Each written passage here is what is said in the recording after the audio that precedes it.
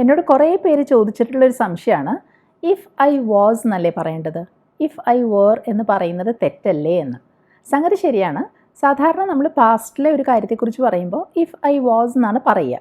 പക്ഷേ 2 സിറ്റുവേഷൻസിൽ if I where എന്നും പറയാറുണ്ട്. അതെപ്പോഴാണെന്ന് നമുക്ക് നോക്കാം. അപ്പോൾ നിങ്ങൾക്കറിയാലോ, പാസ്റ്റ് ടെൻസിൽ ഞാൻ എന്നെക്കുറിച്ച് തന്നെ ഒരു കാര്യം പറയുന്നത് ഐ വാസ് എന്ന് പറഞ്ഞുകൊണ്ടായിരിക്കും അല്ലേ. ഇപ്പോൾ ഞാൻ ഹാപ്പി ആയിരുന്നു, അവിടെ പറയുക ഐ വാസ് ഹാപ്പി എന്നായിരിക്കും. അവൾ മീറ്റിങ്ങിന് എത്താൻ ലേറ്റായി, she was late for the meeting. അപ്പോൾ അവിടെ ഷീയുടെ കൂടെയും വാസ് ആണ് വന്നത്. ഇന്നലെ നല്ല കാറ്റായിരുന്നു, ഇറ്റ് വാസ് വിൻഡി യെസ്റ്റർഡേ. അപ്പോൾ കണ്ടല്ലോ, ഐയുടെ കൂടെയും അല്ലെങ്കിൽ ഹീ ഷീ ഇറ്റ് ഇതിൻ്റെ എല്ലാം കൂടെ വാസ് ആണ് നമ്മൾ ചേർക്കുക. പക്ഷെ ചിലപ്പോൾ വേറും വരും. ഒന്നിലധികം പേരുടെ കാര്യം പറയുമ്പോഴാണ് വേർ യൂസ് ചെയ്യുന്നത്. ഞങ്ങൾ ശരിക്കും ടയേർഡായിരുന്നു, വി വേർ റിയലി ടയേർഡ്. അവരിന്നലെ ആബ്സെൻ്റ് ആയിരുന്നു, ദേ വേർ ആബ്സെൻ്റ് യെസ്റ്റർഡേ. നീ ഒരു നല്ല സ്റ്റുഡൻ്റ് ആയിരുന്നു, you were a good student. അപ്പോൾ ഇവിടെ കണ്ടല്ലോ, വി, ദേ, യു ഇതിൻ്റെ എല്ലാം കൂടെ വേർ ആണ് വന്നത്. പക്ഷേ ഞാൻ ആദ്യം പറഞ്ഞല്ലോ, 2 സിറ്റുവേഷൻസിൽ ഐ വേർ എന്ന് നമ്മൾ പറയാറുണ്ട്. ഐയുടെ കൂടെ മാത്രമല്ല, ഹീ ഷീ ഇതിൻ്റെ എല്ലാം കൂടെ വേർ വരാറുണ്ട്. അതിൽ ആദ്യത്തേത് ഇഫിൻ്റെ കൂടെയാണ്. ഇപ്പം ഞാൻ പറയുകയാണ്, ഞാനൊരു പക്ഷി ആയിരുന്നെങ്കിൽ എനിക്ക് പറക്കാൻ സാധിക്കുമായിരുന്നു. അപ്പോൾ അവിടെ നിങ്ങളൊന്ന് ഓർത്ത് നോക്കിയേ, എനിക്ക് പക്ഷിയാകാൻ ഒരിക്കലും സാധിക്കില്ല. അപ്പോൾ അത് ഞാൻ സങ്കല്പിച്ച് പറയാണ്, ഞാൻ ഇമാജിൻ ചെയ്യുകയാണ് അല്ലേ. അങ്ങനെ ഒരു സിറ്റുവേഷനിൽ നമുക്ക് പറയാം if I were a bird I could fly എന്ന്. കണ്ടോ, അവിടെ ഞാൻ പറഞ്ഞത് if I were a bird എന്നാണ്, ഇഫ് ഐ വാസ് എന്ന് അവിടെ പറയില്ല.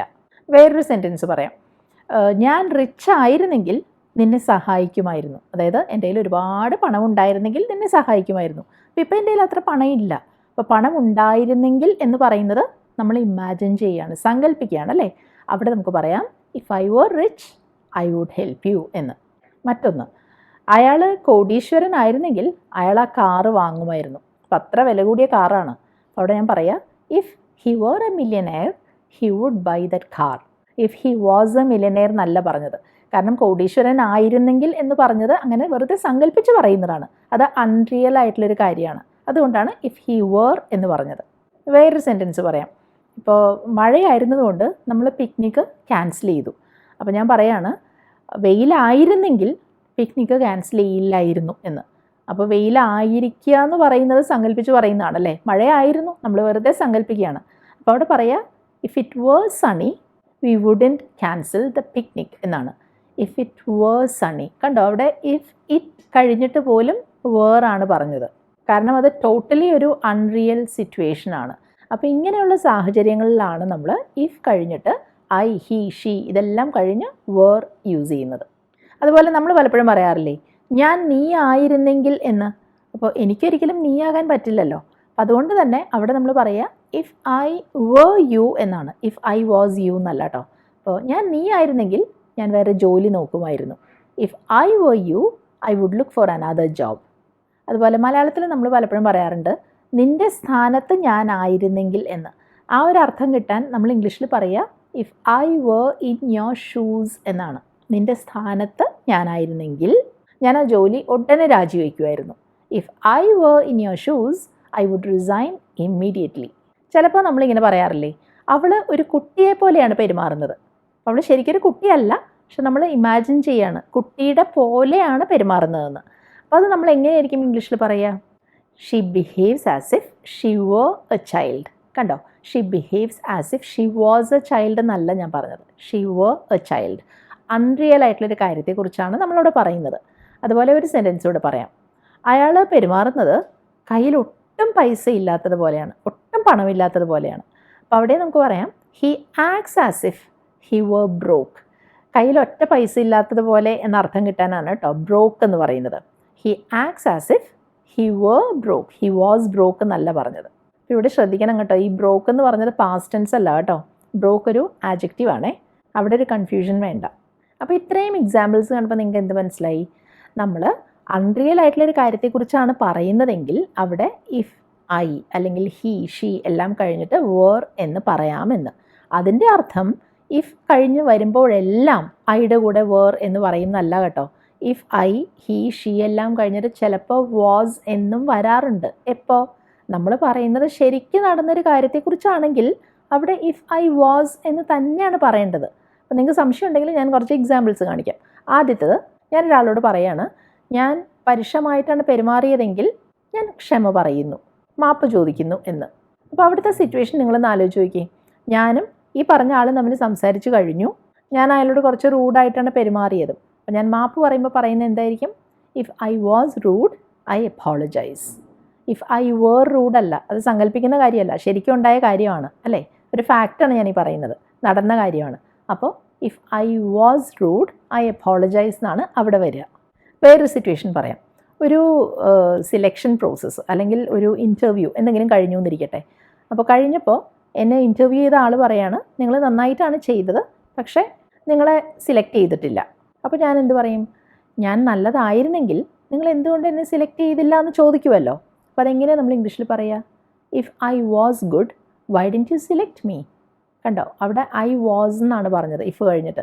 കാരണം ഈ പറഞ്ഞ കാര്യങ്ങളെല്ലാം നടന്നതാണ്. ഞാൻ നല്ലതായിരുന്നു എന്നയാൾ പറയുന്നുണ്ട്. അപ്പോൾ അതൊരു ഫാക്റ്റാണ്. അപ്പോൾ അത് നമ്മൾ സങ്കല്പിച്ച് പറയുന്നൊരു കാര്യമല്ല. അതുകൊണ്ടാണ് പറഞ്ഞത് if I was good why didn't you select me എന്ന്. ഇഫ് ഐ വേർ എന്നല്ല പറഞ്ഞത്. ഇത് നിങ്ങൾക്ക് ഒന്നുകൂടെ ക്ലിയർ ആവാൻ ഞാനൊരു സന്ദർഭം കൂടെ പറയാം. ഇപ്പോൾ ഒരു പാർട്ടി നടന്നു എന്നിരിക്കട്ടെ. അവിടെ എൻ്റെ ഒരു ഫ്രണ്ട് പോയിരുന്നു. അപ്പോൾ നല്ല സുഖമില്ലാതെയാണ് അവൾ പോയത്. പിന്നീട് ഇതേക്കുറിച്ച് അറിയുമ്പോൾ ഞാൻ എന്തായിരിക്കും പറയുന്നത്? അവൾക്ക് നല്ല സുഖമില്ലായിരുന്നെങ്കിൽ അവൾ എന്തിനാണ് പോയത് എന്ന് ചോദിക്കും അല്ലേ? അപ്പോൾ ഇതെങ്ങനെ നമ്മൾ ഇംഗ്ലീഷിൽ പറയാം? If she was unwell why did she go to the party എന്നാണ് ഞാൻ ചോദിക്കുക. കാരണം ഇങ്ങനെ ഒരു പാർട്ടി നടന്നതും അവിടെ സുഖമില്ലാത്ത അവസ്ഥയിൽ അവൾ പോയതും എല്ലാം ശരിയായ സത്യമായ കാര്യമാണ്, ഫാക്റ്റാണ്. അതുകൊണ്ടാണ് ഞാൻ പറയുന്നത് ഇഫ് ഷീ വാസ് അൺവെൽ എന്ന്. ഇഫ് ഷീ വേർ എന്നല്ല പറഞ്ഞത്, കാരണം ഇത് നമ്മൾ സങ്കല്പിക്കുന്ന കാര്യമല്ല. ഇപ്പോൾ നിങ്ങൾക്ക് വ്യത്യാസം മനസ്സിലായല്ലോ, എപ്പോഴാണ് ഇഫ് ഐ വേർ എന്നും എപ്പോഴാണ് ഇഫ് ഐ വാസ് എന്നും പറയുന്നത് എന്ന്. ഇനി I were, he were, she were എന്നൊക്കെ പറയുന്ന രണ്ടാമത്തെ സിറ്റുവേഷൻ ഞാൻ പറയാണ്. വിഷ് എന്നതിൻ്റെ കൂടെ നമ്മളിതുപോലെ ഐ, ഹീ, ഷീ എല്ലാം കഴിഞ്ഞ് വേർ ആണ് യൂസ് ചെയ്യുക. അപ്പോൾ നമ്മൾ പറയും I wish I were a kid. ഞാനൊരു കുട്ടിയായിരുന്നെങ്കിൽ എന്ന് ഞാൻ ആശിക്കുകയാണ്. I wish I were a kid. I wish I was എന്നല്ല പറയുക. അപ്പോൾ എനിക്ക് തോന്നുകയാണ് എനിക്ക് പൊക്കം ഇത്തിരി കുറവാണ്. അപ്പോൾ ഞാൻ എന്ത് പറയും? I wish I were taller. എനിക്ക് കുറച്ചുകൂടി പൊക്കം ഉണ്ടായിരുന്നെങ്കിൽ എന്ന് ഞാൻ ആശിച്ചു പോകുന്നു. I wish I were taller. അടുത്ത സെൻറ്റൻസ് നോക്കി. എൻ്റെ ബ്രദർ ഇവിടെ ഉണ്ടായിരുന്നെങ്കിൽ എന്ന് ഞാൻ ആശിച്ചു പോകുന്നു. I wish my brother were here. എനിക്കൊരു ബ്രദർ ഉണ്ടെന്നുള്ളത് സത്യമാണ്, പക്ഷെ ഇവിടെ ഇല്ലല്ലോ.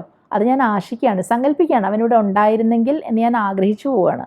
അപ്പോൾ ഞാൻ പറയുന്നത് I wish my brother were here. Was here എന്നല്ല പറഞ്ഞത്. ഇനി ഞാൻ വേറൊരാളെക്കുറിച്ച് പറയാം കേട്ടോ. ഇയാൾ ഇംഗ്ലീഷ് പഠിച്ച് തുടങ്ങിയിട്ടേ ഉള്ളൂ. പക്ഷേ നമ്മളൊക്കെ ഇങ്ങനെയാണല്ലോ, ഇംഗ്ലീഷ് പഠിച്ച് തുടങ്ങുമ്പോൾ തന്നെ ഇംഗ്ലീഷ് സൂപ്പർ ആവണം എന്നാണല്ലോ നമ്മുടെ ആഗ്രഹം. അപ്പോൾ നമുക്ക് പറയാം he wishes his English were super. കണ്ടോ, he wishes his English. His English എന്ന് പറയുന്നത് ഒന്നാണ്, പക്ഷെ നമ്മൾ പറഞ്ഞത് ഹിസ് ഇംഗ്ലീഷ് വേർ സൂപ്പർ എന്നാണ്. കാരണം അതിയായൊരാഗ്രഹത്തെക്കുറിച്ചാണ് പറയുന്നത്. അതുകൊണ്ടാണ് അവിടെ ഹിസ് ഇംഗ്ലീഷ് വേർ എന്ന് നമ്മൾ യൂസ് ചെയ്തത്. അപ്പോൾ ഇതോ, ഒരു ഡോക്ടർ ആയിരുന്നെങ്കിൽ എന്ന് അവൾക്ക് അതിയായ ആഗ്രഹമാണ്. She wishes she were a doctor.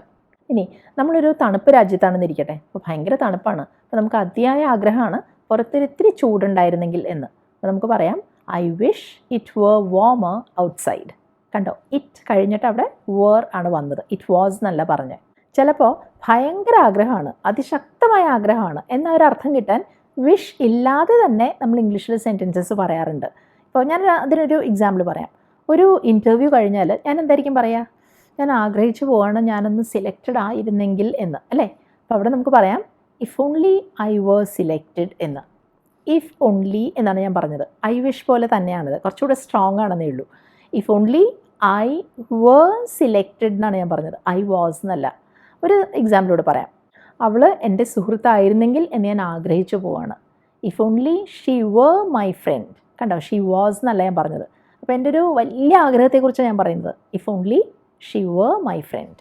ഇപ്പോൾ നിങ്ങൾക്ക് മനസ്സിലായല്ലോ എപ്പോഴൊക്കെയാണ് ഐ, ഹി, ഷീ ഇതെല്ലാം കഴിഞ്ഞിട്ട് വേർ എന്ന് നമ്മൾ യൂസ് ചെയ്യുന്നതെന്ന്. അപ്പോൾ ഇങ്ങനെയുള്ള സിറ്റുവേഷൻസ്, ഇങ്ങനെയുള്ള സെൻറ്റൻസസ് വരുമ്പോൾ ഇത് ശരിയായിട്ട് യൂസ് ചെയ്യൂ കേട്ടോ. അപ്പോൾ ഇന്നത്തെ വീഡിയോ നിങ്ങൾക്ക് ഹെൽപ്ഫുൾ ആയിരുന്നെങ്കിൽ എന്നെ അറിയിക്കൂ. വീഡിയോ ഇഷ്ടപ്പെട്ടാൽ ലൈക്ക് ചെയ്യൂ. അധികം താമസിയാതെ ഇതുപോലെ യൂസ്ഫുൾ ആയിട്ടുള്ള വേറൊരു ടോപ്പിക്കുമായിട്ട് വരാം. അതുവരെ ബൈ.